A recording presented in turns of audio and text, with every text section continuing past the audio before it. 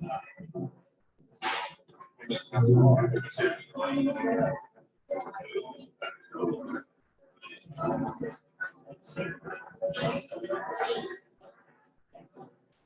right.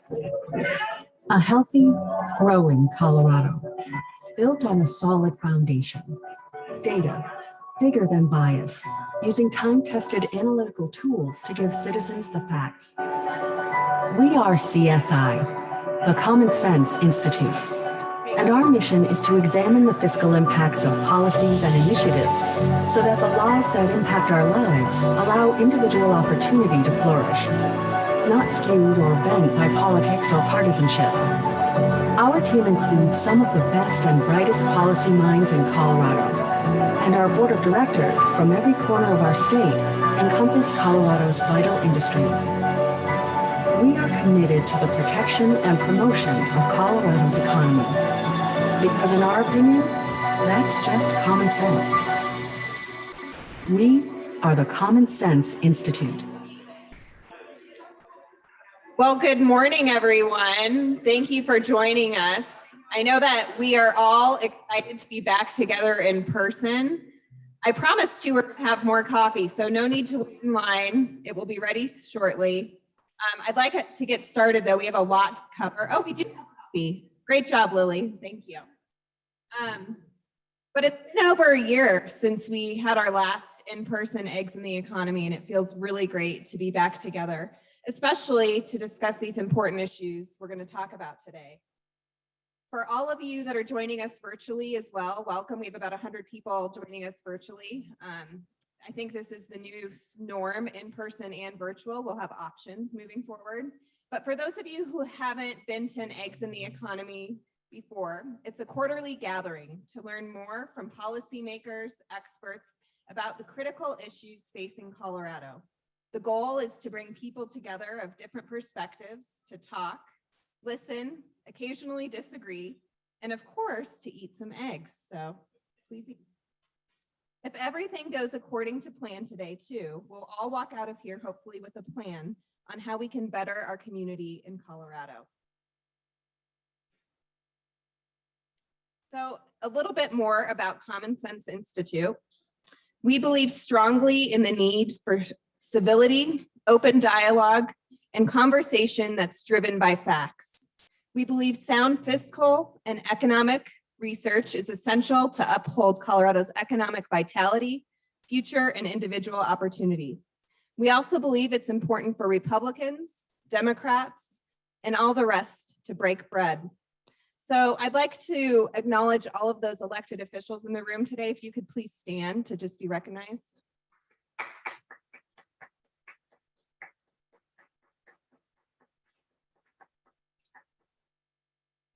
For those of you that were watching the video, if not, you can go find us on YouTube later. CSI brings a very specific focus to policy debates. Our primary mission is to take the big and important problems before the legislature, city councils, before the voters, distill those proposals down to numbers, impact, concrete facts that Coloradans can internalize and weigh, even as they make up their own minds. For all of our work, our goal is to take the policy discussion out of the realm of talking points and inject in their place facts, numbers, hard analysis. From the public option to energy to education, I'm proud of our research and that the team has played in shaping the state's discourse and the emphasis on facts that we bring to it.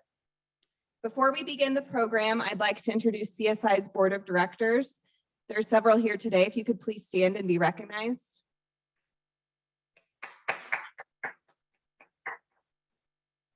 Our board is comprised of some remarkable individuals. They're bright, they're committed to facts, they represent the important industries in Colorado, and it's an honor to work alongside of them every day. I'd also like to thank our Leader Circle members here today and Free Enterprise Championship members. We value your membership, and without your generous support, we would not be able to conduct the important research. And if you are interested in becoming a member, there's awesome perks, so find me later. Lastly, and perhaps most importantly, I would like to thank Amazon today. Amazon.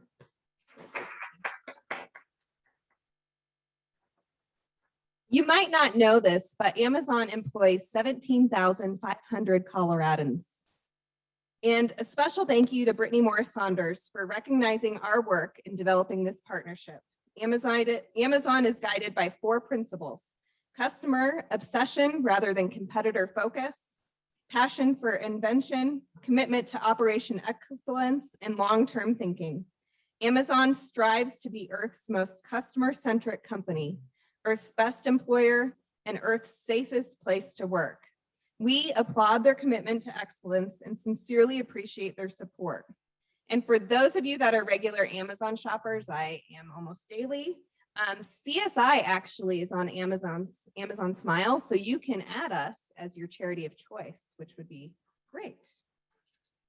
I'm excited today to kick off our program by introducing first our Terry J. Stevenson Fellows. Before I invite them to the stage, however, I'd like to tell you a little bit about this endowed fellowship at Common Sense Institute. It was established in honor of Terry J. Stevenson, a founding board member of Common Sense Institute. Thanks to his continuing dedication to free enterprise, these fellowships have been named in his honor. It's a competitive fellowship that's awarded to 2 individuals annually with different backgrounds, perhaps different ideologies, to research a critical public policy issue facing Colorado and present achievable solutions. In 2020, the Stevenson Fellows were Ben Stein and Henry Sobenet. They created a roadmap for solving our transportation infrastructure. Fast forward a year, Ben and Henry's work laid the groundwork for actionable change that we're actually seeing today. This year, the fellowship research topic selected was housing affordability. It's an issue every single one of us is well too aware of. You look around right now across the state, we don't have enough homes, and the ones that are available are out of reach for far too many. In fact, according to CSI's analysis and the work that these fellows did, we need to build nearly 55,000 new homes annually just to meet the demands. My friends, we're on the verge of a crisis in Colorado. And I don't want to steal our next speaker's thunder by any means, but the unintended consequences, if we don't solve the issue, will be devastating to our economy, our communities, and so many Coloradans' lives. With that, I'd like to welcome to the stage the 2021 Terry J. Stevenson Fellows, Evelyn Lim and Peter Lafari.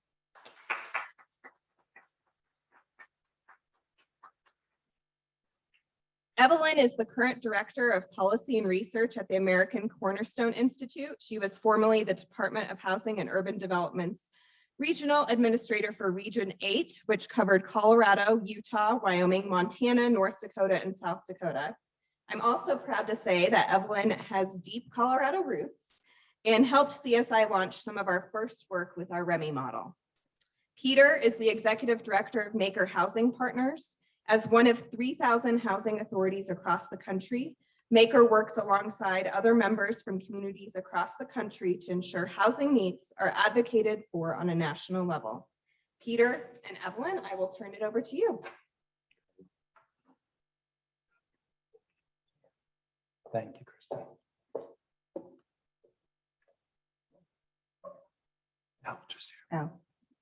Hi, everyone. I'm Evelyn Lim, and I just wanted to, before we get started, thank Common Sense Institute, Kristen, Terry Stevenson, of course, and the board for giving us this opportunity. As Kristen mentioned, Peter and I come from very different backgrounds and different ideologically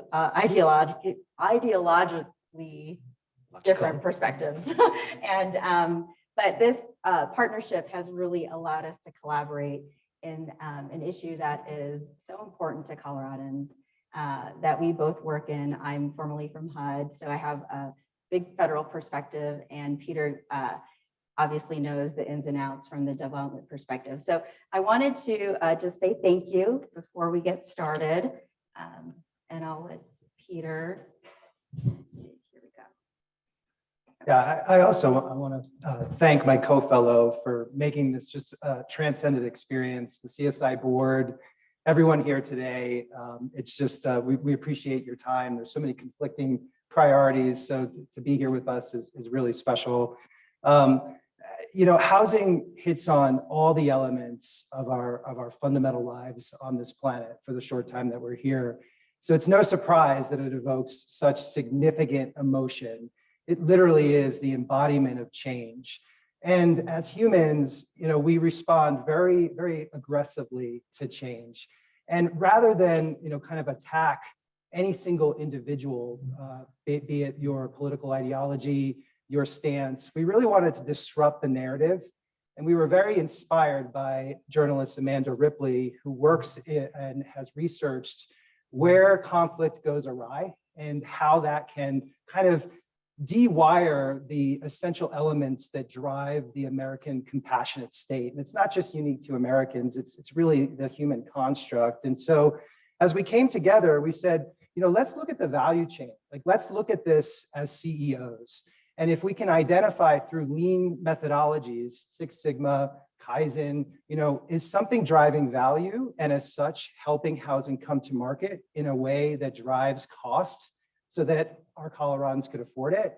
Or is it perhaps exasperating the issue? And what we found was that there were a couple of key elements on the value chain that, frankly, really need to be addressed and have nothing to do with that inherent emotion we have as humans. And so you'll see in our report that we believe that if we attack the cost, as one of our interviewees has identified, the hard cost in the process, which generally we tend to think is somewhat immovable, then we actually can transform our current situation in a manner that previously might be perceived as impossible.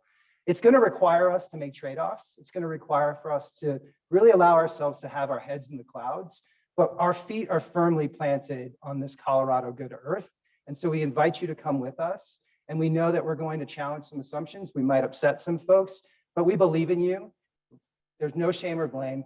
We're all in this together. We can change our trajectory. And Evelyn, if you want to get going. Sure. So we're going to start with just how we got here. We're not going to spend a lot of time in this as Coloradans. You read the paper, you've seen it. But we thought that this statistic here was very important. It comes from the Denver Metro Association of Realtors, and there was a 29% increase in the sales price of average single-family detached homes in Denver over last year. That's amazing. That's huge, and that really widened our eyes about how big this problem is in our community. So, what is it? It's really a perfect storm of all the things that were happening in Colorado over the last several years. We stopped building after the Great Recession. We really didn't build as much as we were in previous years, and we've never caught up. The influx of people, you all know this. We're getting a lot of people moving into Colorado, even during the pandemic. So, we've had, 300,000 people come from 2007 to 2014. So, we also have a skilled labor deficit. We have commodities that are increasing. There's a 300% increase in lumber over last year. And we've also had low interest rates. So these are all the things that are happening why we don't have enough units. A couple of really gut-wrenching statistics. From 2000 to 2007, we averaged 47,000 new housing starts. We were netting in each year 75,000. So that's a 27,000 unit deficit. From 2008, which we kind of refer to as the lost building generation, the lost decade, we only averaged about 25,682 per year, but we netted in 77,000 each year. So Coloradans still were falling in love, expanding their family base with children, moving here because of our great economy and quality of life. And before that, we weren't doing that bad of a job. And really, this is one of the key drivers. And it's not the fault of any Coloradan that we slowed down in building. Liquidity dried up. There was no funding. You couldn't get debt and you couldn't find the equity to be able to build. And so because the gestation period is so long in housing, it's 3 to 5 years from dream to grand opening. When you have a gap of that period of time, all of the fissures throughout the value chain are exasperated. And so instead of just looking at demand side solutions, we're really asking our fellow Coloradans to look at that delivery model with us. So where we can innovate, and we believe Colorado is the state to do it. And just one thing that I'll add, because people ask this all the time, we know we have a national housing crisis.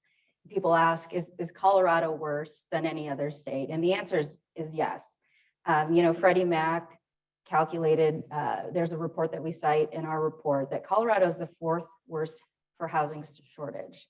That's only behind DC, Oregon, and California. And I think that's really important for us to realize that as we talk about national issues, this is really hitting close to home.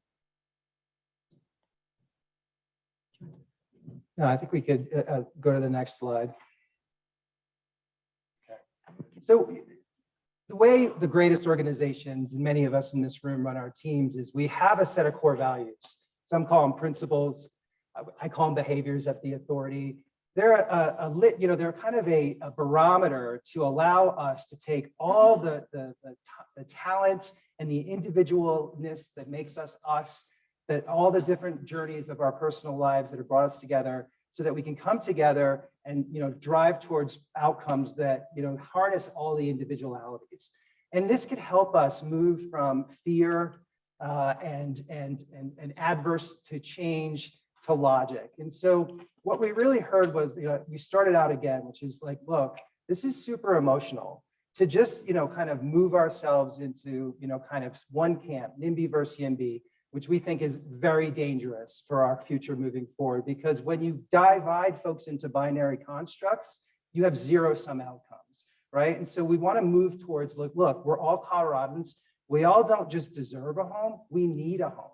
You literally cannot accomplish our constitutional rights for a pursuit of happiness if you're living in your car, if you're sleeping on a couch, if you're struggling and you're paying hundreds of thousands of dollars above list price and diluting your future equity, which we all know is one of the main drivers to keep us safe as we age, so that we can handle the inevitable turmoil, the inevitable craziness of this time on Earth. And so what we want to do is say, look, depopulation isn't a strategy, right? I think many of us have gone to localities across the country and we see what happens to infrastructure and basic needs when you don't have a healthy tax base.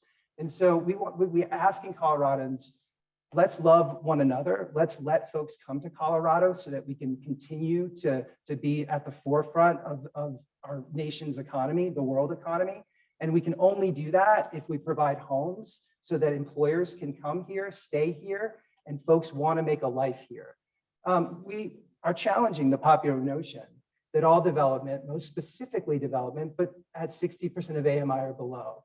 And what we're talking about that is that, infrastructure, we housed, the last massive housing crisis that we had was after the brave men and women came back from the Great War, World War II, and there was mass homelessness, right? And what we did was we said, look, we're going to house America. And so we made some trade-offs, we standardized, and we paid for infrastructure. Now we know how hard that is today. We want to keep taxation low. We do not want to provide incremental burden on households, but we understand that the outcomes are what they are, right? And right now, making all development, specifically development missing middle, as a developer, you can't do it all. You can't have all the cake, as we discussed. And so we're asking ourselves to reevaluate that. Next, be proportional, equitable, inclusive, and then don't move the goalposts in the third quarter, right? So a lot of what happens is we make these plans, we engage the public, we have our master planning process, and then because we don't have these guiding principles to help us deal with the challenges that come with being in community, we are duty bound as elected officials, as public servants, to listen to our constituents and to work to provide them safety. And it's a massive influencer of our decision-making analysis. And so what we're asking is, if we can come back to this and say, look, we've made decisions, we understand that there's concerns, but everybody doesn't just deserve a home, they need a home.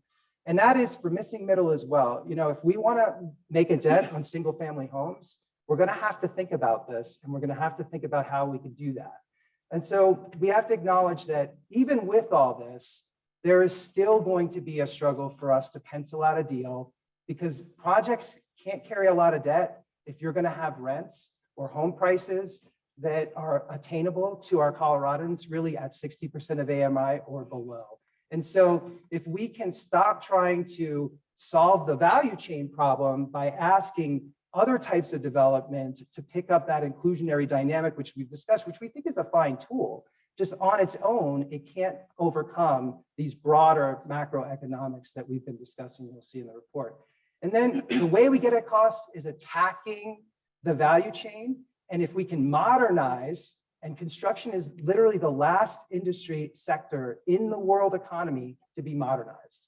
And so imagine if we had more of an automobile type approach where we had business intelligence, robotics, Coloradans coming together, earning a living wage and bringing product with less waste, which reduce costs, and having the sustainability and green initiatives that are required that can be achieved through those artificial intelligence, business intelligence games such as BIM, which those of us in the industry know what I'm talking about. But basically, we can do better. We have so much innovation, we just got to let it come in.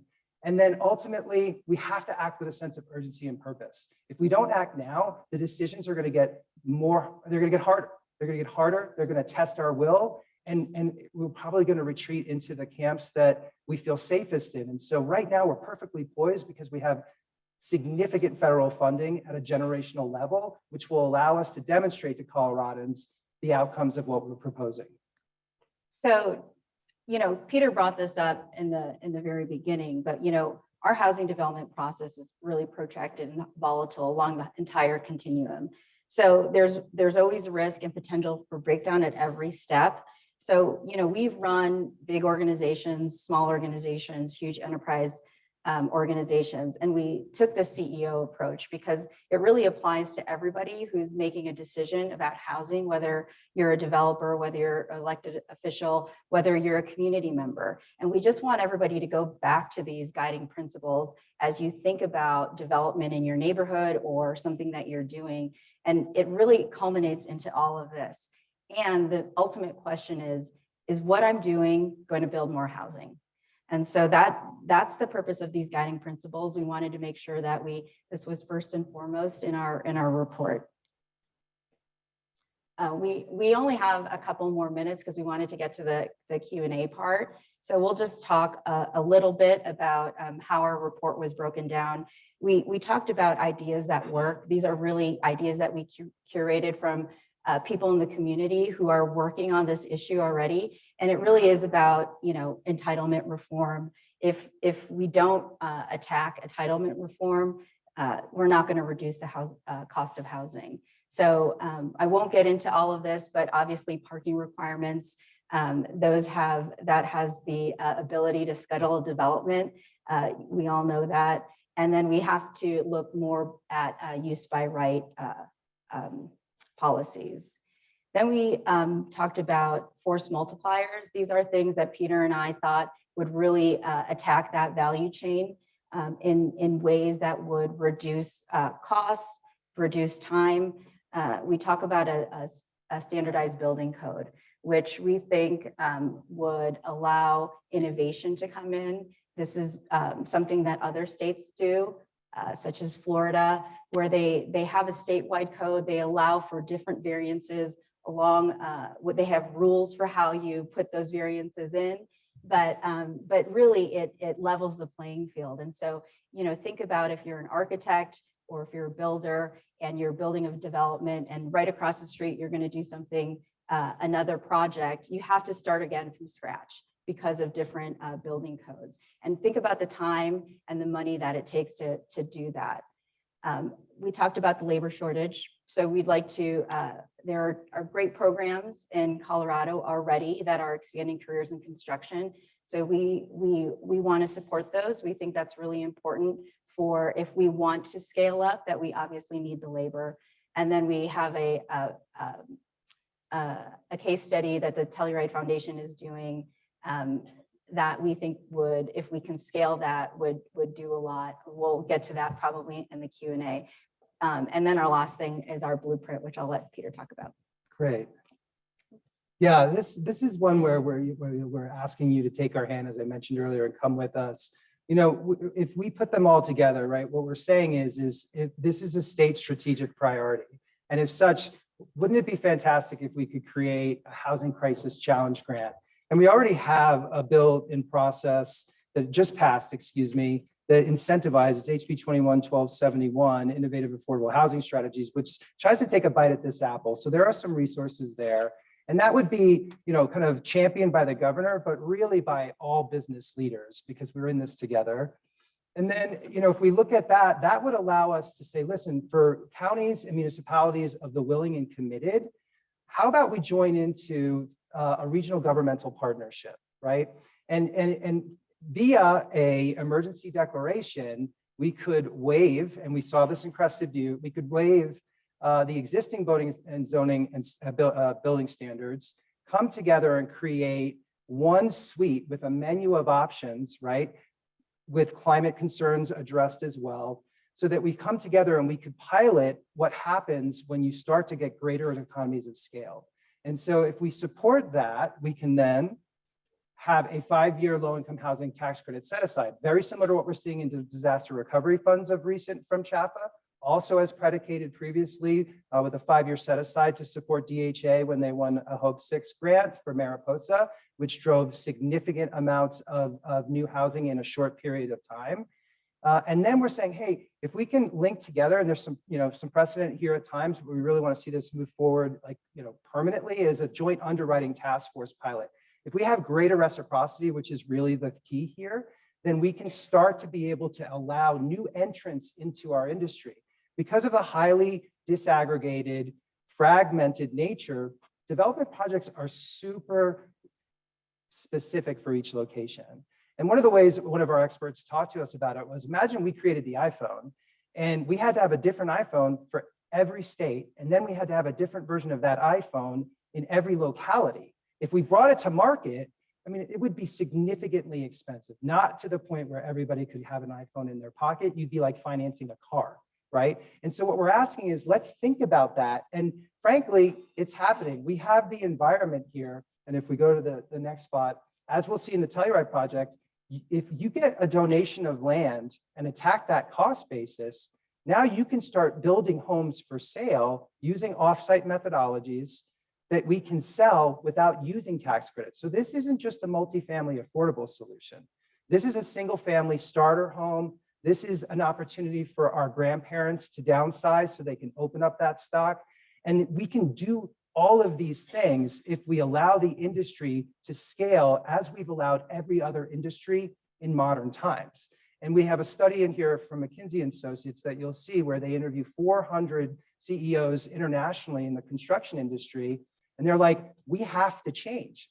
And the first reason was lack of available local skilled labor driving costs. Second was a worldwide affordable housing crisis because of all these significant cost drivers. And so what we're asking ourselves is, if we could look at this and say, how can we inform the value chain to modernize? We can bring product to market quicker. We can have greater variation in price point, and we can do it in a period where we use the Fed's dollars instead of our local Coloradans, and we won't strain any of our localities' budgets. And we can demonstrate what we can do over the next 3 to 5 years. And if we do that, perhaps we win the trust of Coloradans, and then we can have a conversation how we can move forward and create this state as the offsite building hub. That's where we had OEdit. So we think we can use the accelerator grant for advanced industries to support the budding network of offsite builders that are already here and position Colorado as the preeminent offsite construction hub, frankly, in the country. Thank you very much.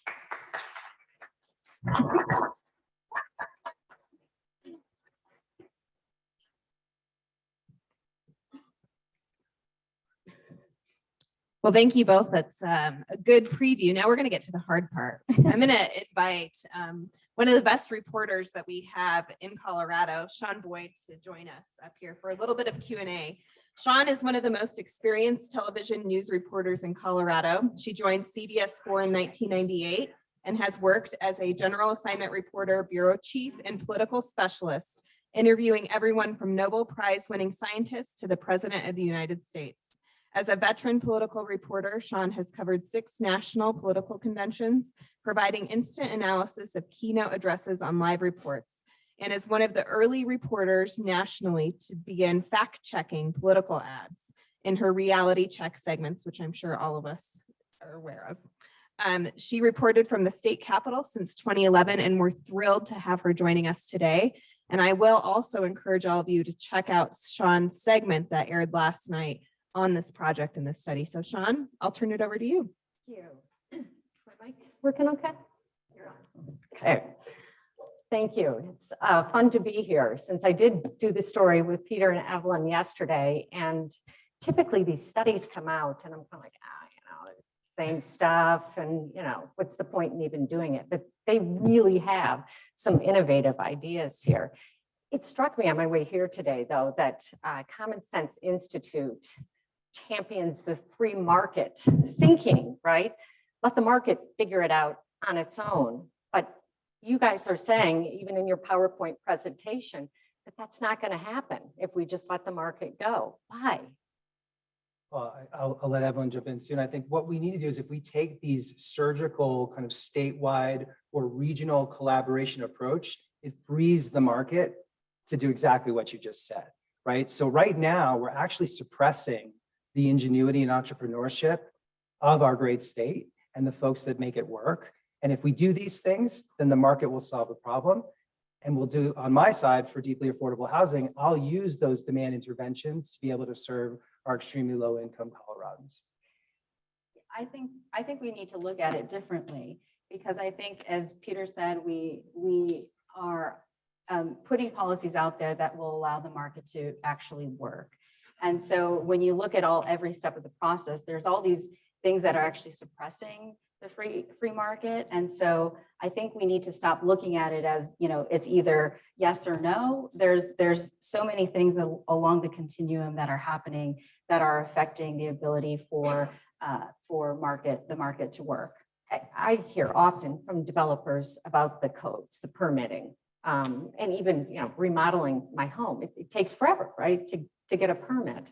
So that's a big one, but how realistic is it to do here in Colorado? I know you say some other states have tried this, but and how big of a difference would that make if we could do that even regionally and then maybe eventually statewide? Well, I think that's a good question. So we've seen it in other states, and it does take the legislature to act on this. So I think it would be a little bit longer than we would like it to happen right now, which is why we introduced the idea of having a regional pilot that they could band together as a community and adopt a code that would work for the region. And so while that state legislature is working on a uniform building code, we think that we could actually get started right away if a region decides to adopt something. And how much time? Because right now, that's part of the problem. We just don't have inventory out there because it takes so long to get a product on the market. Yeah, and that's why we struggle with this. We had lots of conversations. This is the beauty, and again, the beauty of this type of fellowship is that we couldn't come with any assumptions. It wasn't just, oh, Evelyn's going to like this because she sees it the way I do. We debated. We had to bring the math. We had to bring, we had to evaluate every angle, and so that's where we said, look, especially if we can declare a state of emergency at the locality level. Right, it could allow us a demonstration period, and the codes, are going to be safe. They're going to be efficient, right? And they're going to meet the needs and the obligations that we have as an industry, right? And then the design standards can be a suite, a menu, right? They can be designed, Colorado urban chic, Colorado mountain chic, and we'll have, slight variations. But if we can, kind of constrain a bit the actual way we develop on land, and how we take land off the table and how that reduces units, drives up costs, elongates the process. But we're asking a lot of Coloradans, we understand this, right? We've been sending a lot of mixed messages to ourselves, right? So we're saying, look, I know you don't feel great about 54,000 units a year. We've done it before. And we know we have water challenges and transportation, but there's nothing we can't accomplish when we put our minds to it. We've demonstrated that throughout our history, and we think we can do it now. And I'll just give Peter credit, because the emergency declaration, we did debate this a lot because, I also come from a national security background, and I just couldn't see it. I didn't want to see it. I said, that's really just virtue signaling. That's not going to do anything. There's no federal funding that comes with this. It's not in the Stafford Act. Yeah. And he, to his credit, he kept pushing and kept asking, experts about, well, what if we did this? And so the thing about the emergency declaration, from a local perspective, it allows them to do override a lot of things that they wouldn't necessarily be able to do, which is really how we jumpstart some of this process. And so, he got me to agree. And I think that I'll give him credit for that. So Yeah. You can see uniformity, how that would expedite things and the economies of scale here. One of the other big problems in Colorado is just land. I mean, it's expensive, it's in short supply. Sure. And you guys have come up with a solution for that I thought was pretty creative. Yeah, and there's so many creative things happening throughout our state, shades of this where it's happening, Adams County, Boulder, now up in Norwood and Nucla, Ridgeway, the Telluride project that we've been discussing, which we're so excited about because it provides that ownership opportunity for locals, for sale, right? It breaks down some of that divide, but it's all impossible if we can't take out that cost basis, right? We can't, we either have to fix the value chain side, right? When it comes to how we build, how we can do it, with sustainability and bring it to market quicker and allow more new entrants, right? More developers, more builders, right? Everything needs to have more competition, the free market side, right? To drive greater cost efficiencies. And so right now in our current construct, the way we're really doing that is getting that donated land. And school districts, we heard from our folks from our interviews up in the high country, they're like, look, we want teachers to come here and set down roots. And the way they do that is they buy a home, they become, ingrained in the fabric of our community, and we all win, right? We get more kiddos, so our school funding goes up, the tax base goes up, and we have something that we haven't been able to do in quite a long time.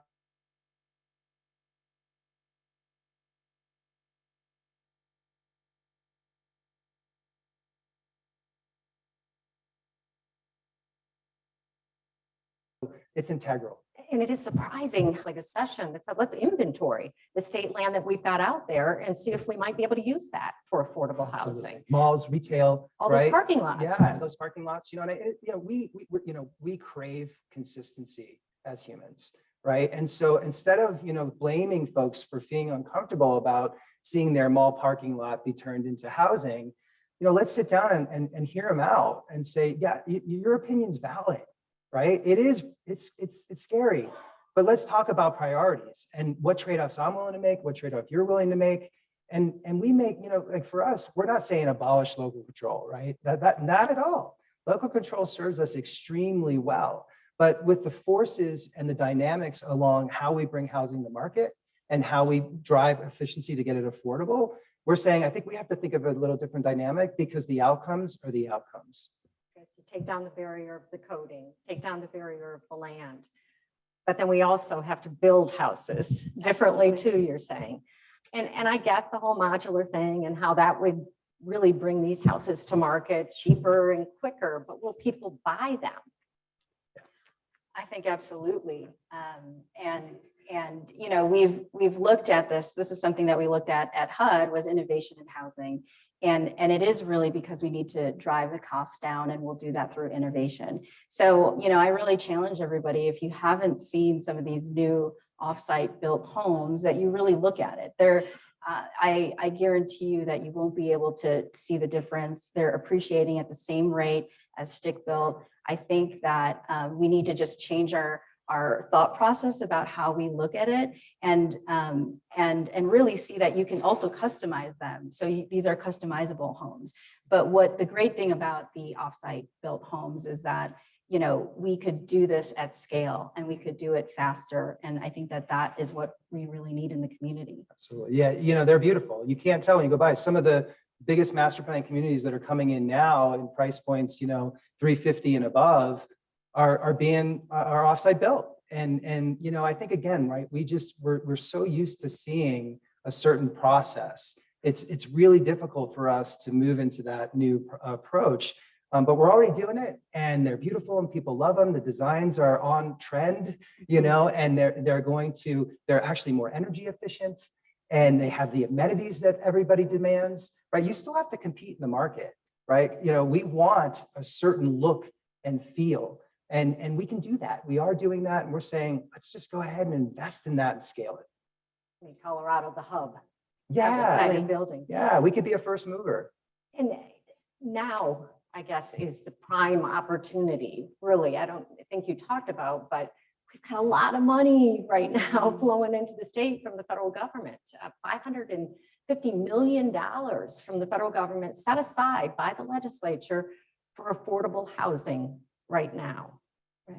I mean, do you see this as a one-time opportunity to really make that lasting difference? Absolutely. I think we talk about the American Rescue Plan as a once in a generation investment, and that we can really use in housing in this state. So that there's two tranches. So the first tranche, the legislature was looking at this year, but I think if we could just focus some of that money on jumpstarting this process, then, you know, there's a lot of competing things that need to be done with that money. We know that there is rental assistance and all of that, and that's important. But I think if we could, you know, use a grant to jumpstart this, then we could really get going, because we talked about the protracted time it takes to get housing from, you know, entitlement to, you know, groundbreaking. Yeah. And if we could just start that now, then that would be really what we need in Colorado. If you just look at the numbers, right, it's not going to solve everything, but what it will do is it will allow us to show Coloradans what can come out of it, and perhaps then get more of that trust, as I mentioned previously. So we can use that 500 million. There's other sources from HUD, right, when it comes to home and CDBG. There's other types of elements that we can bundle together, but we also say we need new forms of capital. Right? If we're going to sell homes to folks and be able to influence a community land trust model and expand that so that we can actually open up the doors to greater home ownership affordability, then, you know, there's interesting things happening in the state. PRI funding, revolving construction loans, where institutions and entities, anchor institutions here in the state, are doing that. That's why we're so excited about the Telluride Foundation project, because that's disrupting the narrative and it's showing us a new way that we can go. And I think if we marry the two of them together, we're going to see a significant demonstration that should have a cost benefit analysis that would say we should continue doing this. People think of affordable housing a lot of times, and they think low income, right? This is the people who are low income need the affordable housing. But really, with homes going for $700,000 on average in the metro area, I mean, we talked, Evelyn, there's really not even a starter home out there anymore. Is that part of how you convince people to do this, right? Is that you're talking not just about a low income group, but you're really talking about anybody out there that doesn't have a home, the young professionals or the grandparents that want to downsize, right? Right. No, absolutely. I think what we're proposing really, it helps not only affordable, but every segment of the housing market. And so if we could reduce costs across that entire continuum, then it really helps everybody. We do need help in the affordable space. I think that is absolutely true. But the beauty of this, if I can say, is that it really attacks costs across everything. What we're proposing is going to help the market rate developer as well as the affordable developer. Yeah, the way I develop is the same way, you know, market rate developer develops. You know, we have to go through similar processes. My capital stack's different. You know, I just need to have less debt, because the less debt I have, the lower I can have the rents, right? You know, if you have more debt, then you service that debt from rents. You know, I have to say this, it's my tribe. You know, I think the late great Milton Friedman said, you know, the only difference between, you know, somebody, you know, below the poverty and above it is money. And so what I believe is that at the end of the day, everyone is in a situation where they benefit from this. And what we find is that, you know, certain skills, certain career paths just have not kept pace with the cost of living. And so if we want a rich arts community, if we want musicians, if we want philosophers, if we want teachers, firemen and women, we're going to have to crack this nut, and we can do it. We can do it here. And I just want to point out that I love that he was quoting Milton Friedman when he was talking about his tribe. This is why we got along so well. You went all over the state, you're talking to dozens of housing experts. I mean, really interesting way of doing this, just seeking input. If you do these things, I think there's going to be a little bit of people holding back thinking, is it really going to bring the prices down? If we give the developers a break on these codes, for example, and we streamline those for them, and then we give them some donated land and we've got some tax credits, will it bring the prices down? And what are you hearing out there from the housing experts? Is there a willingness?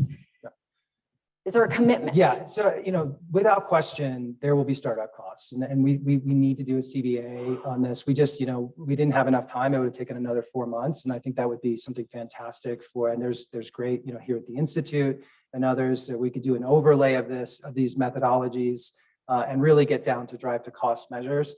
What I would say is that, we can't just pick and choose one thing or two things. We have to really look at those critical path elements that drive us off, right? Because, we could do a few of the tools, but if we don't fix the labor situation on the back end, everything falls apart. And anyone who develops affordable or in market have horror stories. I joke, I was at Rocky Mountain National Park one day and I got a call from, one of our team members, and it was a big issue because we had a cost overrun and sub issues, and that's common. And so we have to look at this as attacking in a suite of actions. And if we can do that over time, in a couple of years, as we move through, because the process still takes a while, we have to get these startups to occur, we will drive down costs. But if we only do one thing and expect it to be that panacea, it's not going to do that. And that's really what we talk about. One of the things that a rabbit hole we were asking, like, where are we running astray? What's something that might be cool and good, but it's dominating the conversation? And the elimination of single family zoning kept coming up, right? Because, it's not the panacea. And there's a number of elements that you need to do to make it right. And what happens is it polarizes, and then folks lose trust, and we're right back in that zero-sum situation. And so we're trying to just, break that up and really look at how we would go about this as we, move from, as I like to say, dream to grand opening. And to not thinking about it in a silo, but Absolutely. but thinking too about when you're building these homes, we're also spending a lot on transportation right Yes. now too, right? Yes. Is that part of it too? You've got to work that into the conversation. If you're going to turn an empty parking lot into several hundred homes, that's putting several hundred cars on the road there, which is why some of these communities really have come up with these anti-growth policies, right? Right. That's hitting at the heart of it. And I think that, that's part of the process. We have to make these trade-off decisions. And I'm not saying that, we all want housing, therefore we must have immense traffic. That's not the trade-off. We need to be able to look at whether we're doing it smartly. And so, I think when people are looking at it from just only their perspective, then it traps them in this binary construct that's not helpful to anything. And so, if there are issues, and we've seen throughout Colorado where there are, there's community opposition because of parking, because of because of fire concerns, because of a plethora of things. And I think when you look at it, these are all things that the developer has to study, has to look at, has to provide a plan for how they're going to address it. The community needs to come in too, because infrastructure should not be just the developers, on their shoulders to deal with. But I think that, we need to do it smartly. And again, we go back to our guiding principles. Is this going to create more housing? That is the question. And so, I think that's why we put these principles in. We didn't want to just talk about inclusionary zoning and things like that. We wanted to give people a framework by which they can do their leadership and make decisions.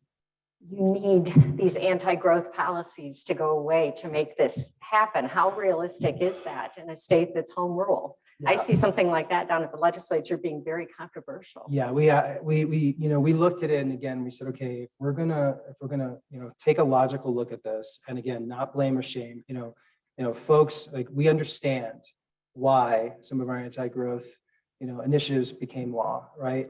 But when you look at the math and what that does to separate Coloradans from the pursuit of happiness, right?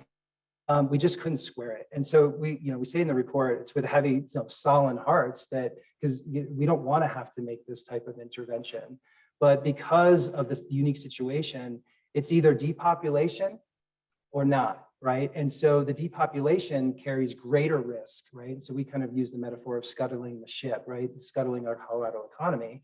And we want to be able to pay for clean water. We want to be able to have the basic needs that make our lives enriched, right? Anyone who's lived through a natural disaster and lost power for a while and had to boil their water or not had water, the really tragic elements that happened in Texas this last with the heat wave, all of those things we have to square. And I'd say, that's why new forms and density, as much as it's tough, right? Because we have these ideals, right? But as population grows and we put greater strain on our state's resources, on our planet, those are those trade-offs. So if we can have density and have city centers with different types of housing, middle, right?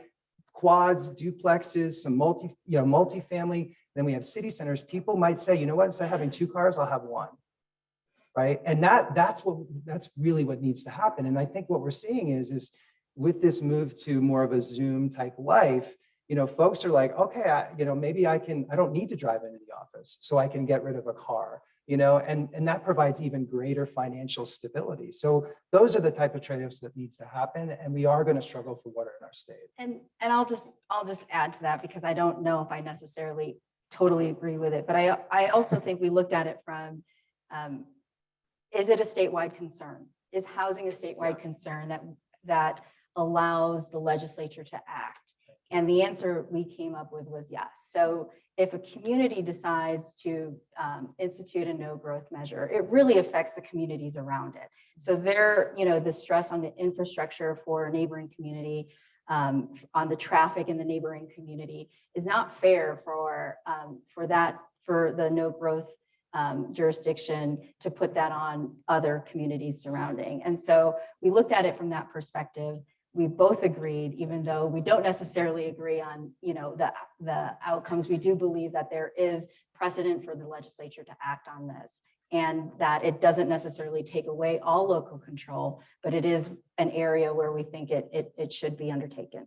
So I see Kristen over here. So make your final pitch to this room. I mean, we've got powerhouse room here that could really help sell this, but it is a hard sell. I mean, these are big changes you're talking about. Yeah, you're right. There are big changes. And I think the thing that we came down on in terms of our blueprint was that at every step of the process, we are advocating for some change. And really, for it to really work, we need all of those things to happen. And that's the hard part. So, we've seen where onesie and twosie policy implementations doesn't work.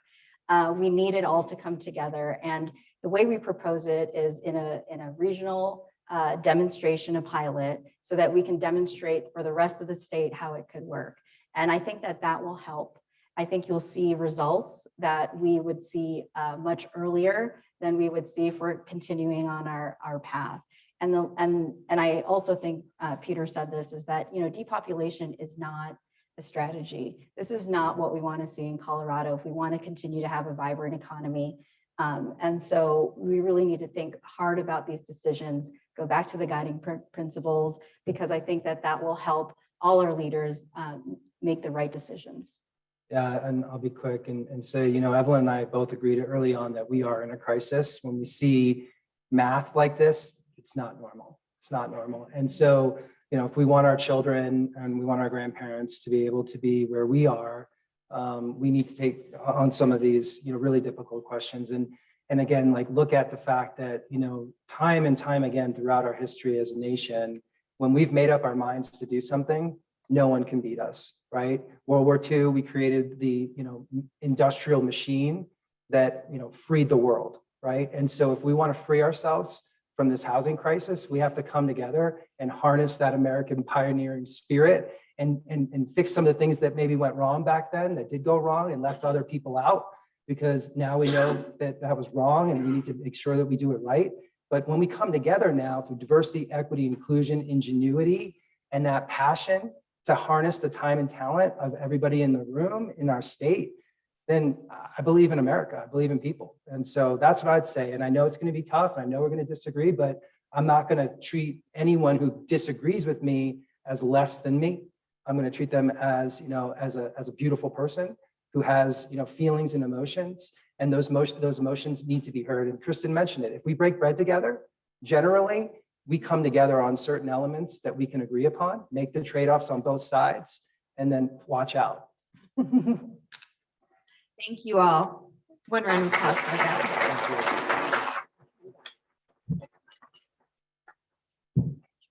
If you'd like to read the full report, it's 60 pages, so settle in for a little bit, but you can find it on our website, commonsenseinstituteco.org. On your tables, also on our website, is a quick 4-page synopsis. I'm sure that Peter and Evelyn might hang around for a bit after the program today to answer any questions. I'd also like to thank a lot of the stakeholders that they interviewed as part of the report. There were over 40 different stakeholders that were part of this process. It was I think 4-month journey, if that's correct, in putting this together. And I know a lot of the stakeholders are in this room, so special thanks to all the stakeholders too.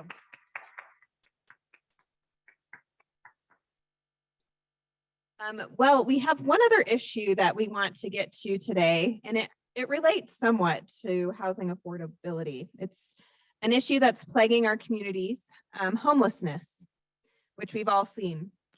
CSI, in partnership with the University of Colorado at Denver InWorks, will be undertaking a 3-phase analysis on this critical issue. And I'd like to invite to the individuals who will be leading this project to give kind of a sneak peek on what this might entail. It won't be released until later this year, but I think it's really fascinating to see what's in store. I'd like to invite Brenda Dickhoner and CSU Denver's Dan Greiner to give that presentation. As a CSI fellow, Brenda has focused her research on Colorado's competitiveness and free enterprise issues. She currently is the Mike A. Luprino Fellow for Common Sense Institute, and prior an education policy at the national and state level. Most recently at the Colorado Department of Education, she developed and implemented policies to ensure that all students have access to high quality education. Highlights of Brenda's work include helping Colorado's commissioner and the State Board of Ed determine actions to take to improve the state's lowest performing schools and districts.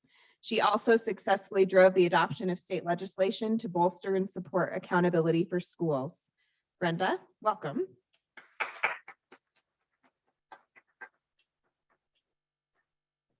I'd also like to invite up Dan. Dan currently serves as the Director of Design, Innovation, and Strategy at the University of Colorado, Denver. InWorks' mission is to impart skills and habits of minds that allow people to collaboratively create impactful solutions to human problems. InWorks seeks to create innovative solutions to some of the world's most challenging problems while in the process of creating lifelong innovators. So Dan, welcome.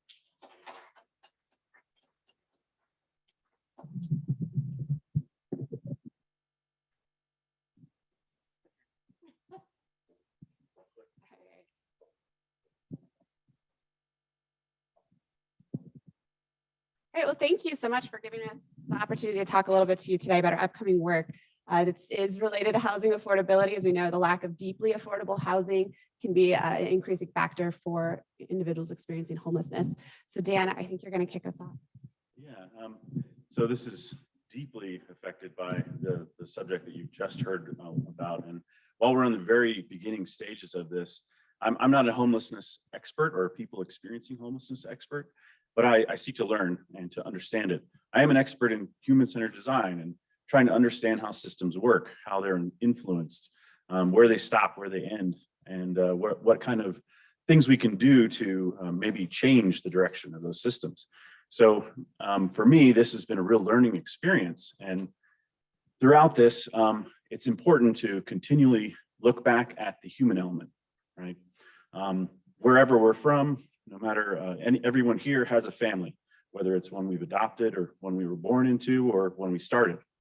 And I just realized this year that there was a thing called a memorial for the homeless that happens every year. Some of you might be aware of it, but it was new to me. And it happens every year on December 21st. And what happens across the country, in hundreds of cities, the people who are working in this space, they give a memorial to those who have died while experiencing homelessness. And here in Denver, that has happened.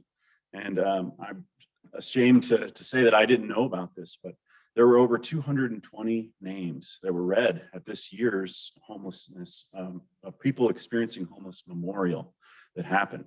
And when they start that out, we think of people of chronic homelessness. When you look at this, there's a lot of labels, right?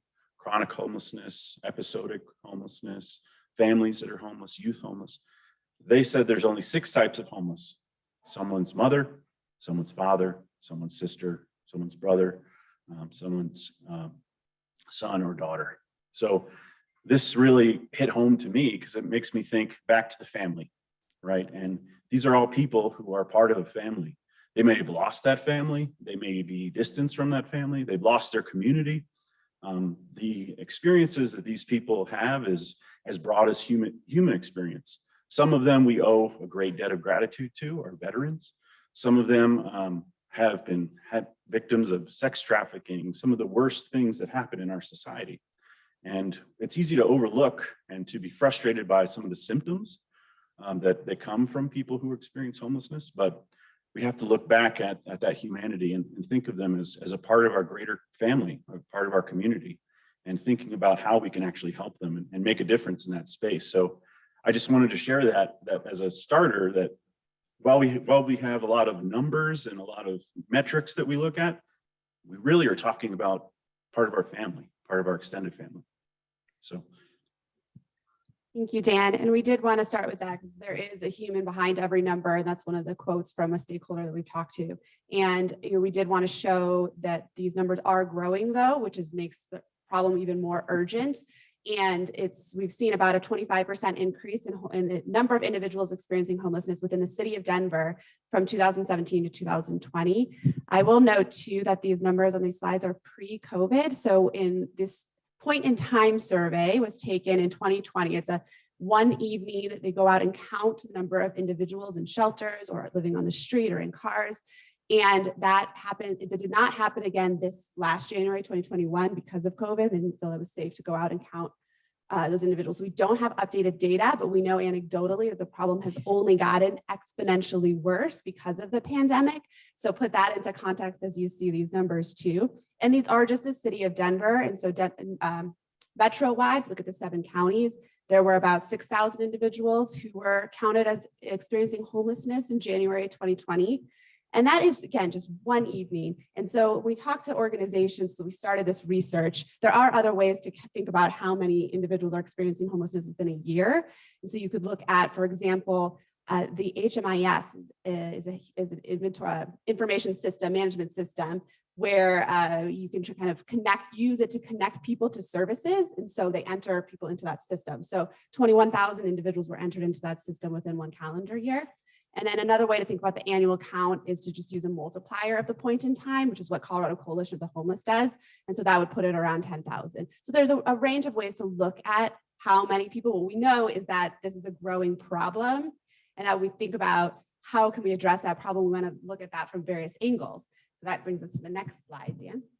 So our scope is to, we really wanted to start with this idea of CSI's focus on the economy and thinking about the economic footprint of this space. So what we're trying to do is understand right now, where are we spending money? Where are resources going? So we're trying to look at the expenditures at organizations that serve individuals experiencing homelessness, and think about also how many people are employed in this space and how many people are volunteering as well. And so we're able to collect some of this information through tax forms and through financial reporting, and as well as talking with these organizations. So that'll give us an idea of where are we currently emphasizing our resources. And then we can kind of look at some of the issues surrounding this as well. And so we want to look at mental and behavioral health. We want to look at drug addiction. We want to look at housing, of course. So we're going to, rope in Peter to do some more work, maybe. But you didn't know that yet, but here you go. So we're going to kind of do these little briefs so we can talk about the issues surrounding homelessness as well. And then we have some other really great things that our CU Denver team is going to help us out with too. So I'll let Dan talk about that. Yeah, so in systems mapping, obviously this is a system, it's an ecosystem. And we're trying to understand what are some of the stocks and flows, right? Where are things that are feeding this system and they're exacerbating it, making it worse? What things are helping and who is helping? There are hundreds of different organizations that have a different part of this pie, a different part of this of the solution for different communities, and figuring out how they each play a part, how they could maybe they need some help, right? Maybe they need some of our help, some of our time, some of our money to help create a bigger change within that system. So by doing that, we're able to really not just take a siloed approach, which many cities, some of the cities who have kind of declared victory on homelessness, which there isn't too many, but a few who have seen a lot of success, they have been able to collaborate and think of a continuum of care that allowed them to take a lot of their resources and then bring them to bear in a really coordinated effort. So figuring out how those systems have worked in the past, and then also trying to bring some of that knowledge, some of those successes here, and figure out how we can make a unique Colorado solution to this problem as well, because it's not ubiquitous, right? There's not a monolithic approach to this that I think our previous panel was talking about. There's no panacea for affordable housing. Much the same, there's no panacea for homelessness. Even just providing homes doesn't necessarily completely solve homelessness. So understanding that system really helps give clarity, transparency to this problem, and show how that we can actually influence it. I think many of us maybe feel kind of detached from it and unable to help. And maybe the way you help is handing someone $1 on the road, but that's a very one-time, short-term sort of thing, and you often wonder where that money might go after you give it up. But with this type of approach, we're really helping to help the helpers, help the people that are trying to make a difference in the space, that are educated and dedicated to this, and understand what is their goal, what is their strategy, and then help them really amplify that effort. After that, we'd like to come up with some prioritized recommendations. So some things that, like I said, what groups can we help amplify? Who can we help pour gasoline onto the fire that they've started, right? How can we help them really make a difference with this community? And how can we bring them together or connect them with other groups that are making an influence also, so they're able to provide that kind of continuum of care. Lastly, there's a data dashboard. So while there's a lot of data and we don't expect everyone to sit down and read all the information, we need to boil it down in some way that allows people to see kind of how these things are influenced. So it will have a variety of information that we provide, both quantitative and qualitative.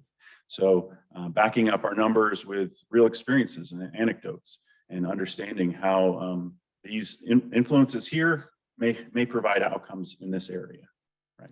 So like I said, we're in the early days of this, and I'd love to be able to show more than talk, show more than tell, but that is the stage that we're in, and we've just begun this, I feel, exciting one.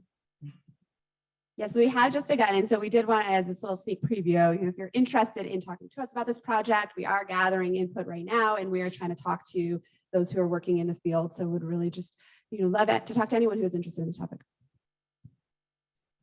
Thank you.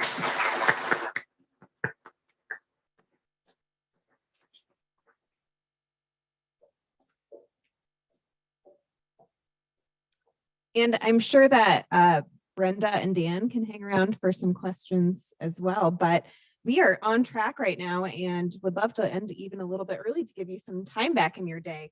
I want to thank you all for joining us in person. It's great to be with you all. Thank you for those of you that are tuning in virtually as well. We hope that you found this information informative, educational, As a nonprofit, here's where I give the pitch, no breakfast is free. But we do rely on support from individuals, from organizations like you all to conduct this important research. If you like what you have heard today, please check us out online, commonsenseinstituteco.org, for all of our different research that we're producing. Share our studies, share them with your networks, with your friends, with your colleagues. Subscribe to our bi-weekly newsletter. We send out a great newsletter with the big policy debates that are going on that impact you. Subscribe to our podcast. We have a podcast. Peter and Evelyn just wrapped up a great podcast episode. We're on all podcatcher platforms. And lastly, if you are so inclined, make a tax-deductible contribution today. At least maybe cover your breakfast. That would go a long way to helping us and fulfilling our mission. But thank you all for joining us today.